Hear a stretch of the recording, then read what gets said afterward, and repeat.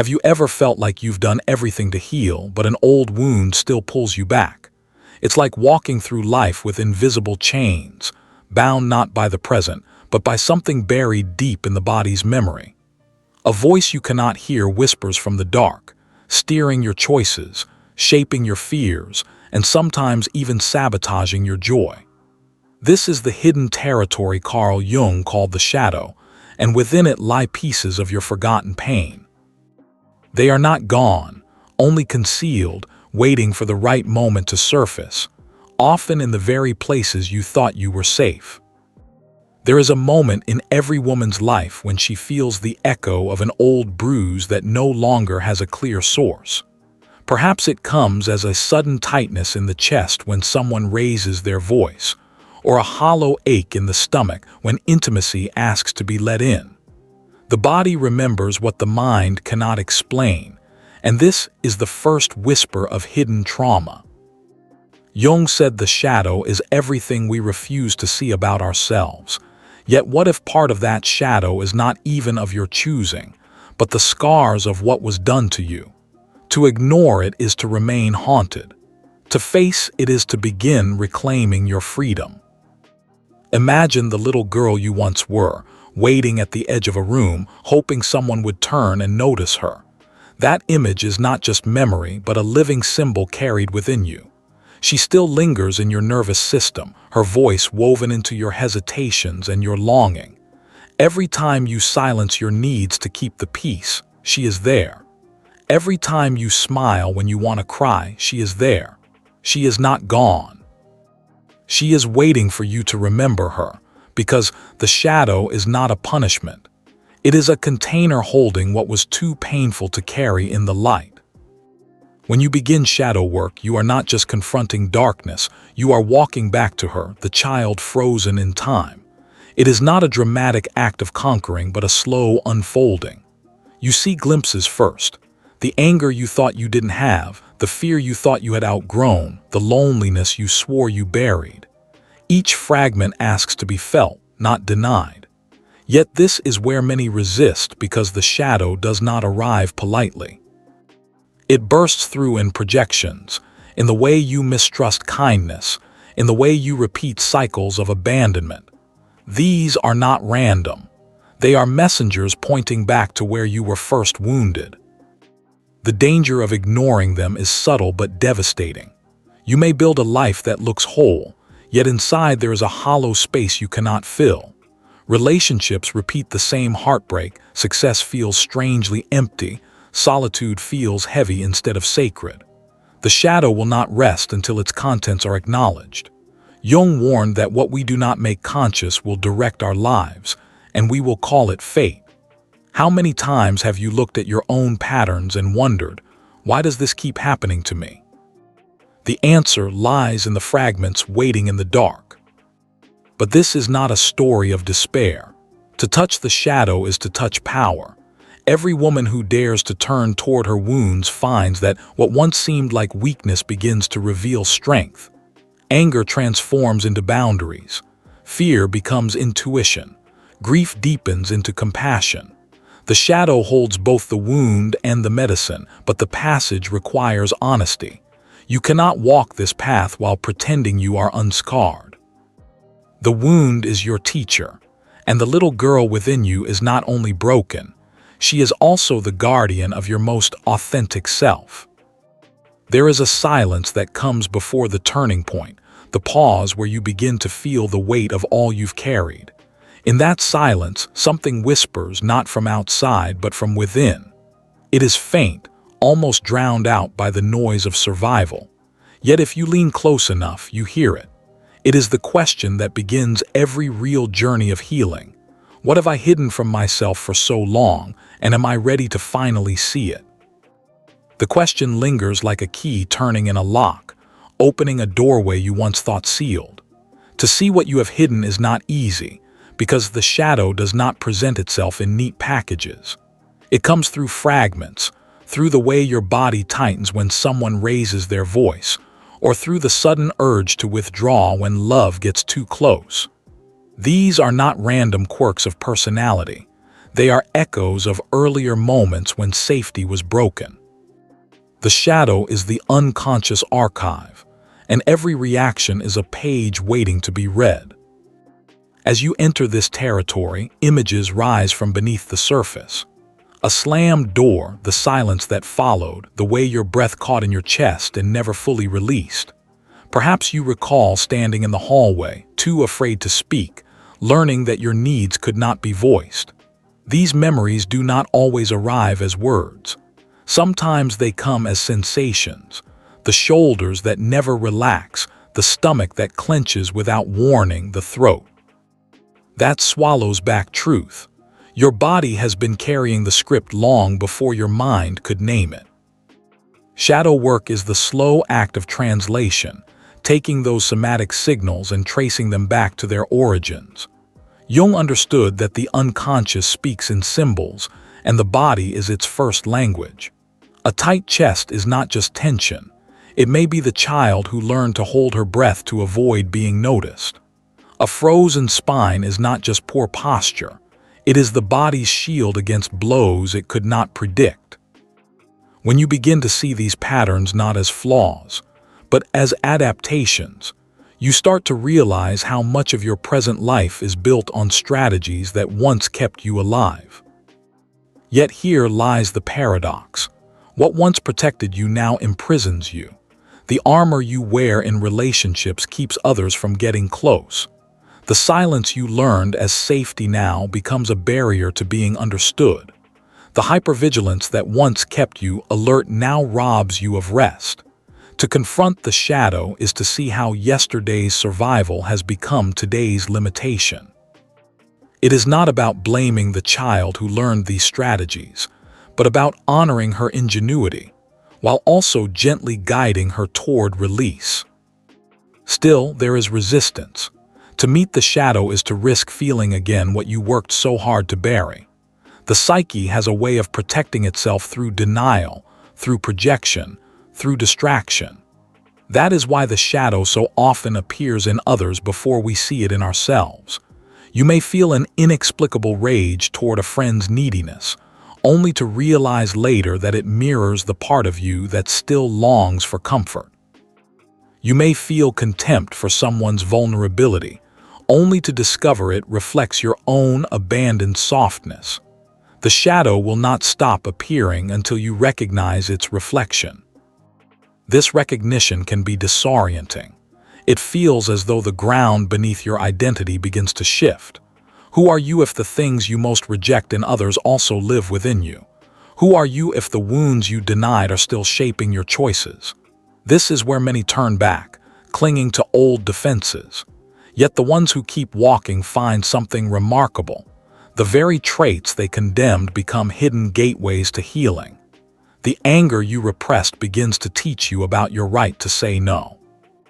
The fear you disowned reveals the depth of your sensitivity. The sadness you buried holds the well of your empathy.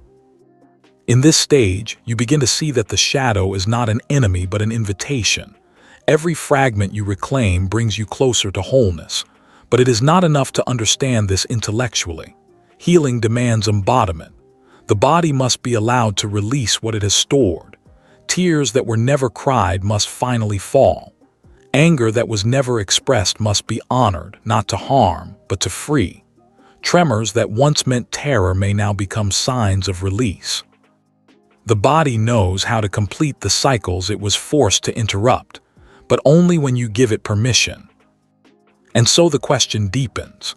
If the shadow is both the container of wounds and the keeper of medicine, then what would it mean to not only face it, but to integrate it? Could you live a life where you are no longer split between the woman you show the world and the little girl you hide in the dark? Could you allow both to sit at the same table, without shame, without fear? To allow both to sit at the same table is to witness a reunion that has been delayed for decades. The child who learned silence begins to find her voice in the woman who dares to speak. The one who trembled in fear begins to stand steady through the body that now knows safety can be chosen. This meeting is not a single moment, but an unfolding dialogue, And every time you listen without turning away, another layer of the shadow softens. Jung once wrote that one does not become enlightened by imagining figures of light, but by making the darkness conscious. This is the heart of shadow work, the courage to walk into the dim corridors of memory and sit with what you once thought was unworthy of love. At first, the darkness can feel overwhelming, as though you are stepping into a vast cave with no clear path out. But if you stay long enough, your eyes begin to adjust. You see shapes you didn't notice before, the outline of a memory, the glimmer of a forgotten strength. Within the shadow lives not only trauma, but also the parts of yourself you were told to hide. Perhaps your wildness was too much for those around you, so you buried it. Perhaps your tenderness was mocked, so you hardened. These pieces, too, are waiting. They are not wounds, but lost treasures. To meet your shadow is to discover not only the pain that holds you back, but also the brilliance you exiled. The paradox is striking. The same cave that holds your fear also holds your gold.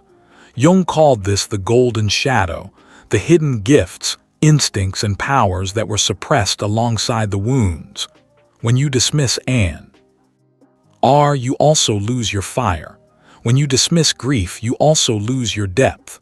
When you dismiss desire, you also lose your vitality. Shadow work is not about erasing the dark. It is about learning to carry both darkness and light with reverence. Without the dark, your light would be shallow, a performance rather than a truth. With the dark, your light becomes grounded, resilient, and whole. As this realization grows, the body begins to shift. The shoulders that once curled inward start to open. The breath that once caught in fear begins to move more freely. You notice yourself less startled by the echoes of old pain because now you recognize them.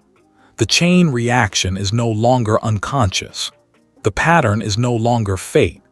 Each time you meet the shadow with awareness, you are rewriting the script of your nervous system. This is the moment where trauma begins to transform, not because it vanishes, but because it no longer rules you from the dark. Yet there is a cost to ignoring this invitation. Imagine carrying a wound for so long that it becomes mistaken for identity. You start to believe you are simply someone who cannot trust, someone who is always anxious, someone who cannot hold love without fear. Without shadow work, the wound becomes the story of your life. The tragedy is not only the pain itself, but the belief that pain is all there is. Healing asks you to question that belief, to see that the wound is not your definition but your initiation. To refuse the work is to remain trapped in a cycle where every relationship, every dream, is filtered through unhealed memory. But to accept the work is to begin breaking the cycle. And the first crack of freedom is small yet profound. One day you feel a trigger rise, and instead of collapsing into old defenses, you pause. You place a hand on your chest. You breathe. You whisper to the child within that she is safe. It may not seem like much, but this is the revolution. Each pause, each breath, each moment of awareness is a stitch that mends what was torn. Slowly, the shadow becomes less a prison and more a guide, pointing you not to who you were told to be, but to who you have always been beneath the scar tissue. Still, a deeper question arises, one that carries the weight of transformation. If the shadow is no longer something to fear, but something to integrate, then what would it mean to live not in fragments, but as a whole being? What would your life look like if the very places you once felt broken became the foundation of your strength? To live as a whole being is not to erase the past, but to weave it into something greater. The broken pieces do not disappear. They become part of the mosaic. What once seemed like ruin becomes a pattern of resilience. The woman who trembled in shame becomes the woman who stands unshaken in her truth. The shadow, once feared as the dwelling place of demons, reveals itself as the place where the lost children of your psyche have been waiting. They do not ask for perfection. They ask to be held, to be seen, to be invited back into the circle of self. The confrontation with the shadow is often marked by a mirror moment. It comes unexpectedly, like catching your own reflection in a window late at night. You stop unsettled because you see both the mask you wear and the eyes beneath it. That gaze asks the question you cannot avoid. Who am I when no one is watching? Beneath the layers of defense, beneath the stories told by family, society, and survival, there is a core self. She is not the wound nor the mask, but the one who has always endured.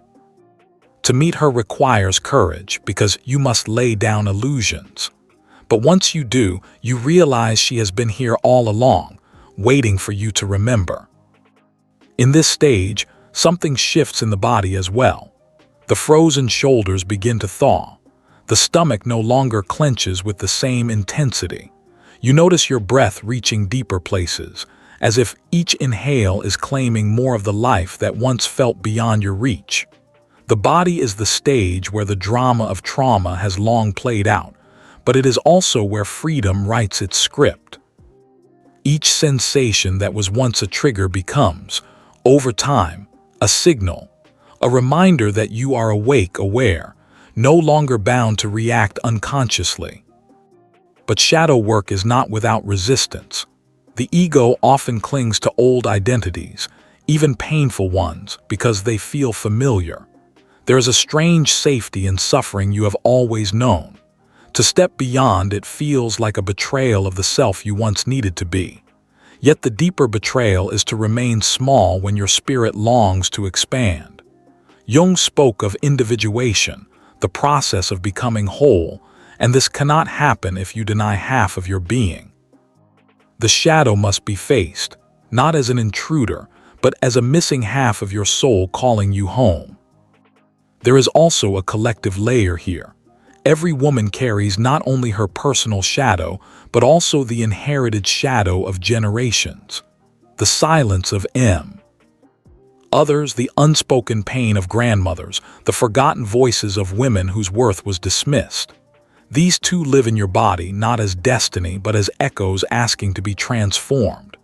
When you do this work, you are not only healing yourself. You are breaking a chain that stretches backwards and forwards in time. You become the turning point where the story shifts, where silence ends, where a different legacy begins. And then comes a moment of quiet recognition. You realize that the shadow was never trying to destroy you. It was trying to deliver you. Every trigger, every collapse, every projection was an invitation to turn inward. It was never about punishment. It was about remembrance. The shadow was holding the parts of you that could not survive in the light of your early world, keeping them safe until you were strong enough to reclaim them. Now that you are here, the reunion can begin. Yet a haunting question rises at this threshold, one that determines the path ahead. If you accept that the shadow has been guarding not only your wounds but also your power, will you dare to reclaim both? Can you carry the weight of your own wholeness, even if it means letting go of the familiar comfort of fragments? To reclaim both wound and power is to step into territory few dare to enter.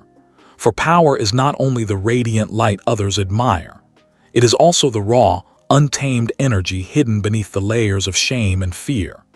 The anger you once buried because it frightened those around you now emerges as fierce protection. The longing you silenced because it felt unsafe now reveals itself as deep capacity for intimacy. Even the grief you thought would drown you begins to soften into compassion. The shadow becomes the wellspring, and from it rises a strength that is no longer borrowed from roles or masks, but anchored in authenticity. This is the ascent, the gradual rising after the long descent into yourself. Yet it does not feel like triumph in the way stories often portray. It feels quieter, more grounded. You notice that situations which once sent your body into panic now meet with steady breath. The gaze that once darted away in fear now holds contact with calm. Your life does not transform in fireworks, but in subtle, steady shifts. The familiar ache in your chest begins to dissolve. The voice that once told you to stay silent grows fainter. Freedom arrives not as a sudden miracle, but as the daily act of choosing presence over avoidance. There is beauty in these small moments. The first time you say no without guilt. The first time you allow yourself to rest without shame. The first time you look in the mirror and see not only the scars but also the radiance that grew through them. Each moment is a thread woven into a new identity, an identity that is not built on denial but on integration. You are not pretending to be whole, you are becoming whole. And the child within, once hidden in the shadows, now walks beside you, no longer abandoned but embraced.